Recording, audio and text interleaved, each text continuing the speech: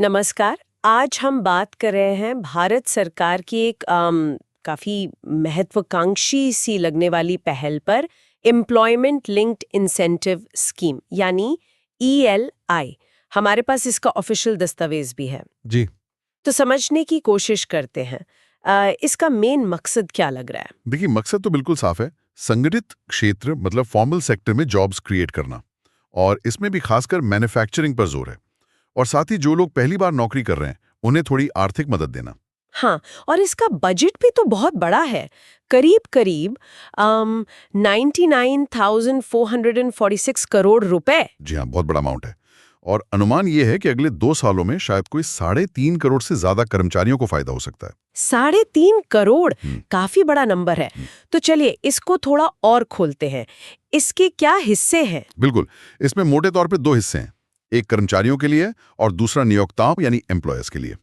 पहले कर्मचारियों वाले हिस्से को देख लेते हैं, जिसे दस्तावेज में भाग ए कहा गया है। ठीक है, भाग ए, ये किन कर्मचारियों के लिए है? ये खास उन लोगों के लिए है जो पहली बार EPFO में रजिस्टर हो रहे हैं, मतलब फॉर्मल जॉब में पहली बार आ रहे हैं, और उनकी जो महीने की तनख्वाह है वो 1 लाख रुपए तक होनी चाहिए। 1 लाख तक?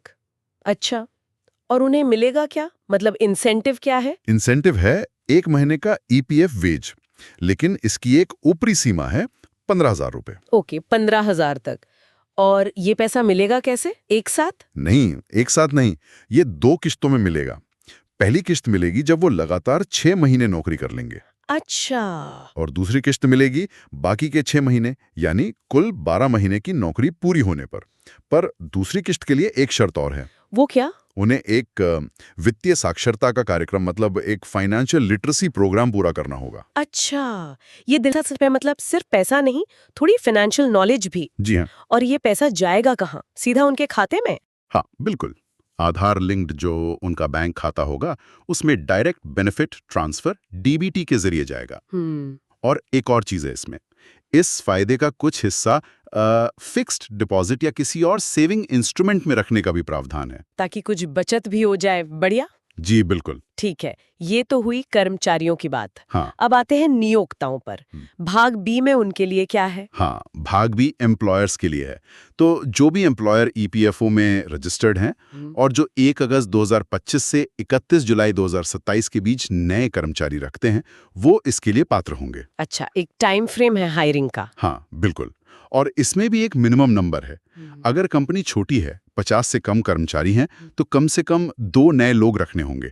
और अगर 50 या उससे ज्यादा कर्मचारी हैं, तो कम से कम 5 नए लोगों को नौकरी देनी होगी। ओके, और कोई शर्त? एक अहम शर्त यह है कि नए कर्मचारियों को कम से कम 6 महीने तक नौकरी पर बनाए रखना होगा, मतलब रिटेंशन जरूरी है। ठीक है, 6 महीने का रिटेंशन। और इसके बदले में नियोक्ता को क्या मिलेगा? उन्हें हर नए कर्मचारी पर हर महीने एक इंसेंटिव मिलेगा, और ये अमाउंट कर्मचारी की EPF सैलरी पर निर्भर करता है। जैसे अगर EPF सैलरी 10,000 रुपए तक है तो 1,000 रुपए तक मिल सकता है। 10,001 रुपए से 20,000 रुपए के बीच है तो 2,000 रुपए मिलेंगे।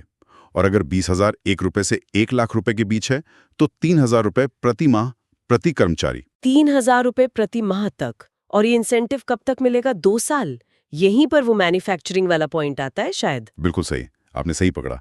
बाकी सभी सेक्टर्स के लिए ये इंसेंटिव 2 साल तक मिलेगा, लेकिन खास तौर पर मैन्युफैक्चरिंग सेक्टर के लिए इसे 4 साल तक दिया जाएगा। 4 साल, ये तो बहुत बड़ा फर्क है।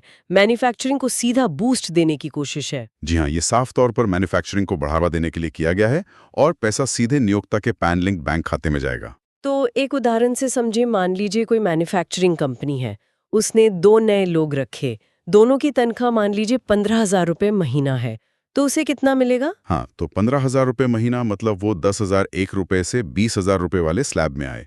तो हर कर्मचारी पर 2,000 रुपए प्रति माह।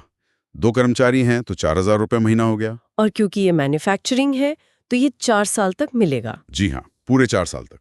तो हिसाब लगा लीजिए, 4,000 रुपए महीना, 12 महीने, 4 साल, ये हो गया 1,92,000 रुपए। 1,92,000 सिर्फ 2 कर्मचारियों पर? हाँ, और अगर तनख्वाह ज्यादा हो, मान लीजिए 50,000 रुपए प्रति कर्मचारी, तो वो 20,001 रुपए से ऊपर वाले स्लैब में आएंगे, मतलब 3,000 रुपए प्रति कर्मचारी प्रति माह, 2 कर्मचारियों पर 6,000 रुपए महीना, और 4 साल में ये हो जाएगा 2,88,000 रुपए। 2,88,000।